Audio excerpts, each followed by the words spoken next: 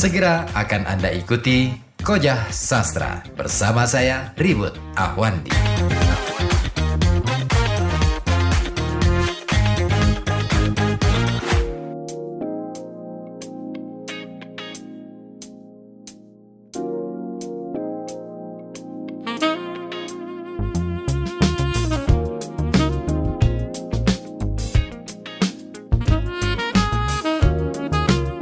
Periksalah pendidikan para sastrawan Indonesia sebelum merdeka.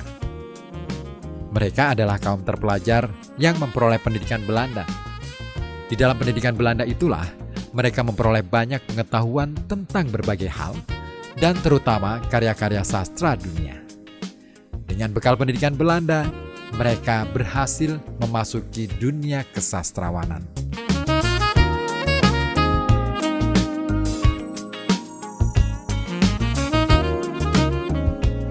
Ingat, sastrawan Indonesia sebelum perang sebagian besar berpendidikan Belanda, maka profesi kesastrawanannya di tengah masyarakat ditempatkan dalam status yang terhormat. Masyarakat memandangnya sebagai priayi, golongan terpelajar, dan kelompok elit. Bahkan sering juga dianggap sebagai ametinar atau pegawai pemerintah. Itulah citra sastrawan sebelum merdeka. Penghargaan masyarakat pada sastrawan masa itu terutama karena kepriayian dan keterpelajarannya.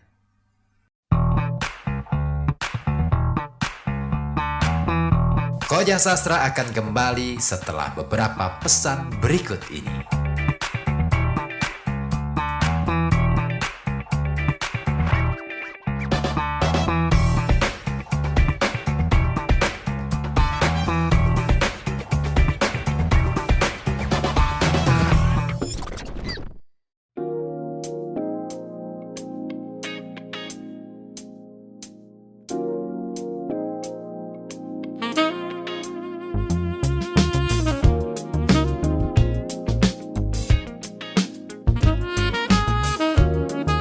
Awal merdeka, terutama pada periode 1945 sampai 1950, peranan sastrawan tidak berada di medan pertempuran dan ikut mengangkat senjata. Namun, peranannya dalam mengobarkan semangat perjuangan dan menumbuhkan perasaan cinta tanah air mendapat tempat yang cukup terhormat.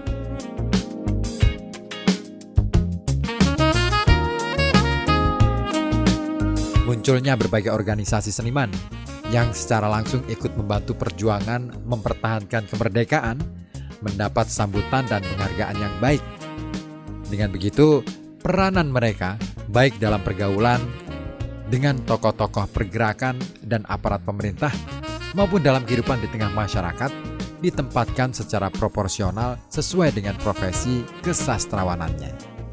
Bahkan, ketika itu, pemerintah sengaja memberi santunan, semacam gaji bulanan kepada sastrawan ataupun seniman, mengingat peranannya dianggap penting dalam menumbuhkan semangat cinta tanah air.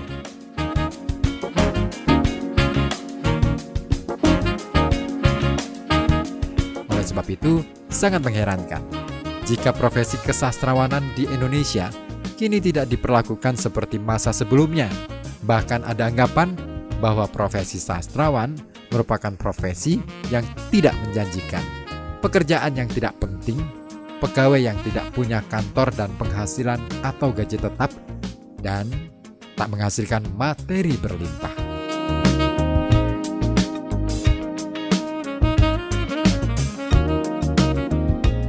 Citra yang negatif itu diperparah oleh sikap dan perilaku mereka yang bercita-cita menjadi sastrawan atau yang sekadar ingin disebut sastrawan tetapi tidak mempunyai kemampuan untuk itu. Sikap dan perilaku mereka yang urakan, eksentrik, dan tingkah laku yang aneh-aneh menyebabkan masyarakat makin antipati terhadap profesi sastrawan. Akibatnya citra sastrawan dalam pandangan masyarakat makin tidak populer.